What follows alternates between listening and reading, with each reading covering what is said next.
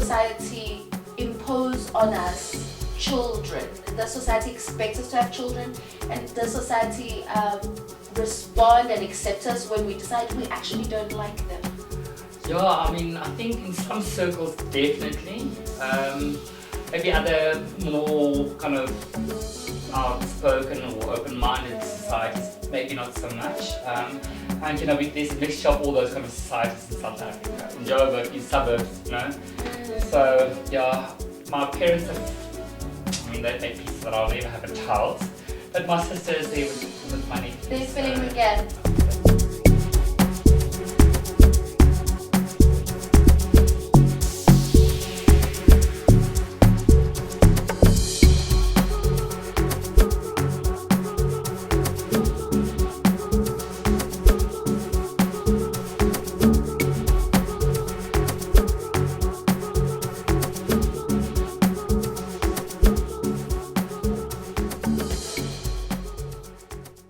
Welcome to the hashtag Beyond Science segment of Let's Talk Science. I'm still with Audrey, and now we want to find out what makes him tick, who he is, and how boring is he really, because apparently you think scientists are boring. But I doubt it. I think that in this segment you learn that scientists actually are very relatable people, and people that have feelings and have creativity and are interested in more things than just drug resistance. Yeah. So, Audrey, how many tattoos do you have? Oh, I think I lost count. About Shoot. 5 About 5. or 6, I can't remember. I have to count, yeah. Where are they? So I've got some on my chest, one here on this arm, I've got one at the back of my neck, one at the back of my back, lower back. Yeah. And what's the fascination with tattoos? Is there an expression? In a way, yes. So, you know, I won't say there's a story around each tattoo, but I remember the time in my life every time I got a tattoo. And I just like the look of it. Oh, I nice. like the look of it. I know you have this moustache here. Yeah, so this moustache I actually got when I went to Amsterdam. Yes. For work. So Amsterdam, that's the best place to get a moustache tattoo on my chest. So. Yes, and I think you also had like a piercing at some point. Yes, I did. It was a little diamond, but unfortunately they didn't plant it in deep enough, so eventually my body just was like, you got us. But I might just put it back again. So yeah. That would be awesome. I actually really liked it. I thought it was really cool.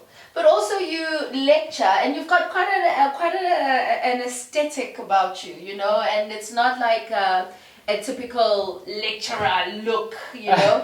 How do students respond to that? Are they just like, because I know when I lecture and I get into my lecture and I'm wearing Timberlands or sneakers, my students are always like, are you a lecturer? Is it you? Yeah. I don't know, because, you know, okay, so I don't lecture that often. Yeah. And well, at least I don't lecture a lot to big groups of students. So, you know, you can't really say what's going on because they're too far away. Yeah. But the small groups, they act quite well, I think. They really looked me up and down and looked at me funny.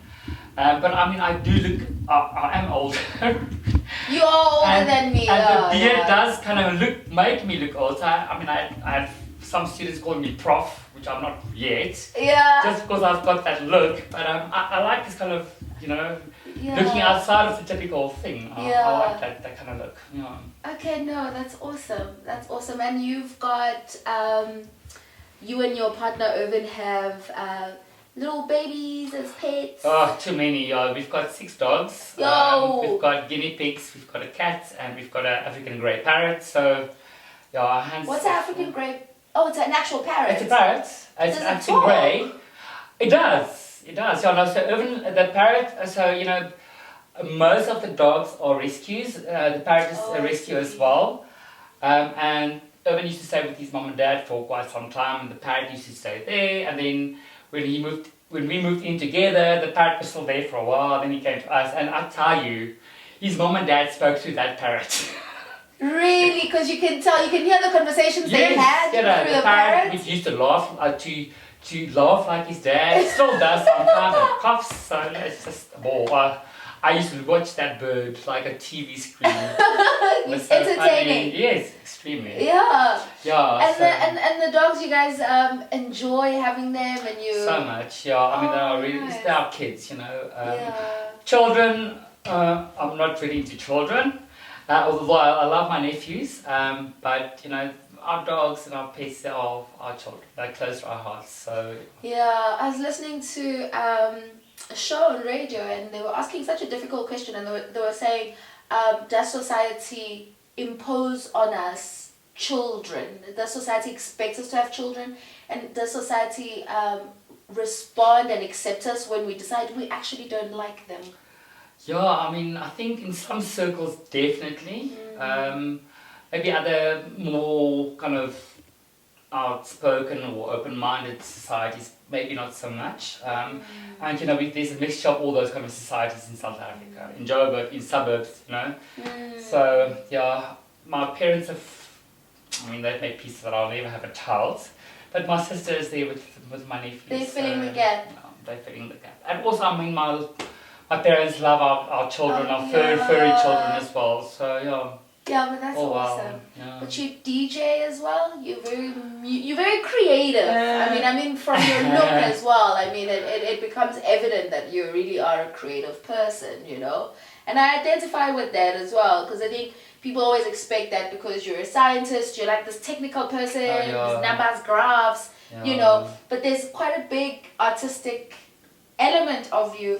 Is it an expression? Is it how you express yourself? Is it just fun when you're DJing? Where do you DJ? So yeah, I mean, so it's not just the DJing. I did ballroom and Latin dancing. I was an instructor. I did progressive dancing, which is kind of the club dancing, and I used to dance with It's club dancing. Well, you know, the kind of club dance, like dance, not like dance, but like Okay, yeah. So I was part of a dance company, and we would promote products like Doritos or ice cream or salsa at clubs, you know, with our dances and stuff like that. I'm into art journaling, that kind of stuff. Art journaling is cool. I mean, we had a guest that did video journaling. Okay. You know? And she was saying that's comfortable for her. She'll be able to look back when she's 40, when she's 50. Why do you art journal?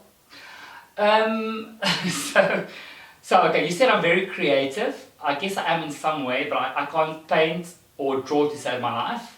Oh yeah? I DJ, I can't play musical instruments. I did buy a saxophone. I did manage to actually make sounds from it that sounds alright. My guitar is in my cupboard, don't worry. Okay. I identify. I tried that as well.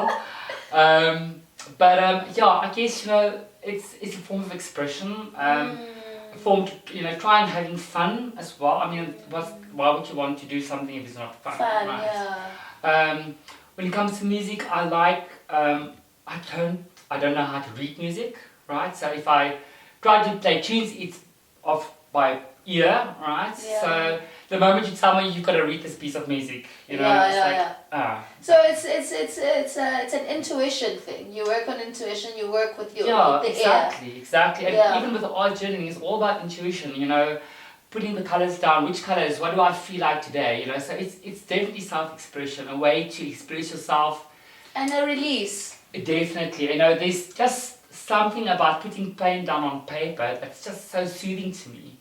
And you know, with art journaling, there's no rules. You can paint or do whatever you want, right? Yeah. It's just a way for you to put down your emotions, even your thoughts, down on the piece of paper. You can journal, you can write stuff on it, and you can keep it private. If you don't want people to see it, you just paint over it.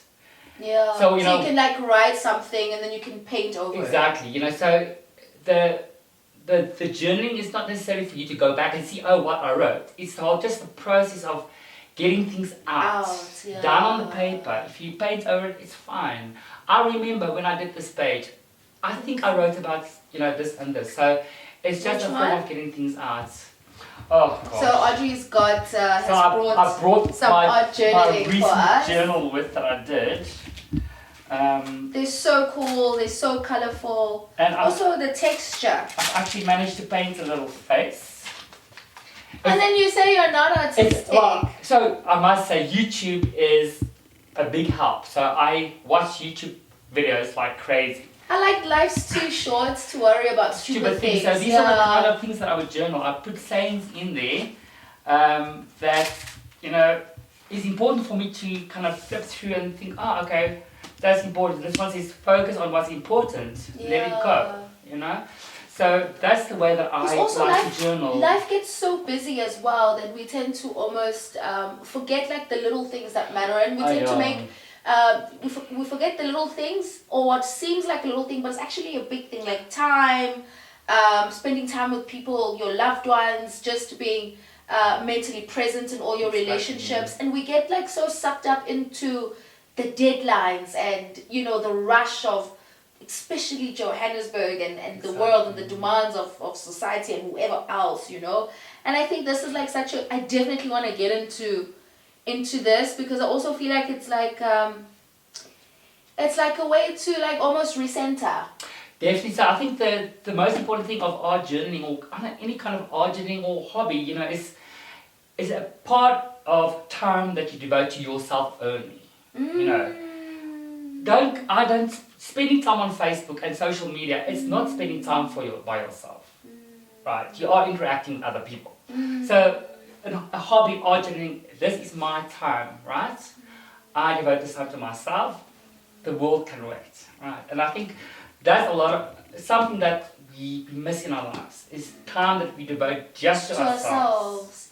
Because we're always also giving. You're always giving off your time, and you feel like you have to do that, whether it's at work, whether it's with friends, and we do tend to forget. Exactly. And it could be just sitting and watching TV, and you're still, it's still not necessarily spending time with yourself, right? No. Because you're receiving energies and information externally. Exactly. And the thing with art journaling as well is, you know, while you're busy painting, you'll be amazed what stuff goes through your mind. So there's a lot of stuff that you actually work through without actually realizing that you're actually actively working on yourself. It's like therapeutic. Definitely. So I would definitely recommend something like this.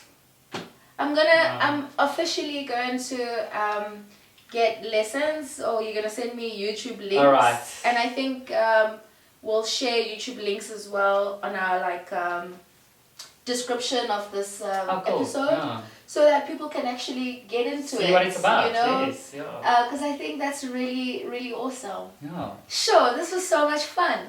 I actually am really excited about everything that Audrey has shared.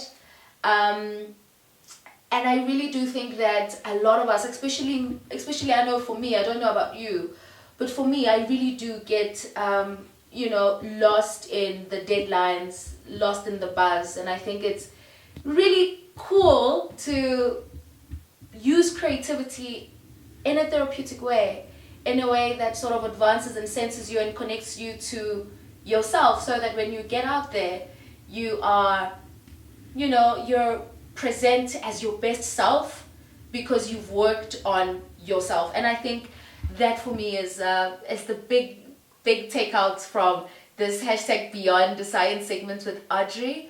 And Audrey, I want to thank you one more time for coming into my home. It's a pleasure being here. Thank you so much, Tilly. I hope you had fun. I had fun. So thank you so much for tuning in. Do remember to subscribe if you're listening to this via a streaming platform and you want to see what we're talking about with Audrey. You can go onto our YouTube channel, Let's Talk Science with Tuli, to see all of the visuals. And for now, that's it with drug resistance, and that's it with Audrey at Let's Talk Science. And until the next time, much love. We out.